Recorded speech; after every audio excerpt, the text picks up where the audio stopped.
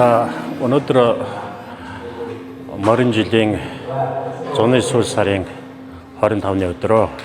За энэ болохоор одоо бурхан шашинтны хувьд ингээд тоолж хэлэх юм бол одоо ханд дагнсын одоо уулттай ийм өдөр байгаа юм. Энэ өдөр маань зүүн хүрээд арчаалан хийдэд сар тутам хурдаг, сар бүрийн шинийн 10 хуучны 25-ны өдөр хурдаг ажлын чог гэдэг одоо шашин ном хаалттай байх үедээс эхлээд тасралтгүй өвгөд өтгөс ламнарангууд хурж ирсэн хурдыг зүүн хүрээд арчаалан гээд задуулан хурж байгаа ийм хурлын өдөр.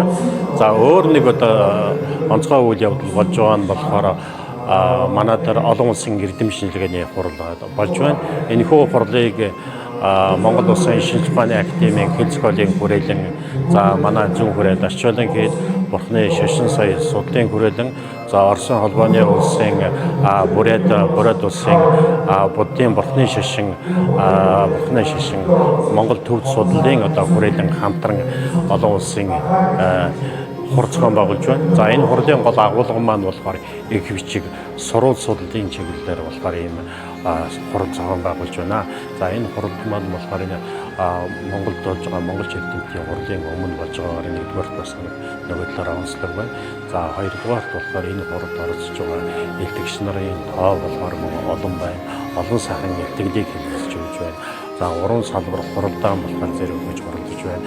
За Монгол за тэгээ Оросын холбооны улс болоод бусад одоо өөр Европын одоо холбооны улсуудад ажиллаж байгаа эрдэмтэн судлаач нар болохоор энэ хуралд илтгэлээ хэлэлцүүлж байгаа.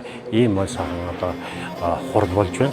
За тэгээд энэ хурлын гол нэг зорилго маань бол юу вэ гэхээр эрдэм шинжилгээ судалгаанд нэг чухал болж байгаа их бичиг сурвал судлалын одоо тийм илтгэлүүдийг дан чиглэсэн гол их бичиг сурвал судлал тэр ховор нандин их бичгүүдийг одоо ингэж нээн гаргаж түүнийг нь тодруулж тайлбарлах ийм сайн хурал болж байна.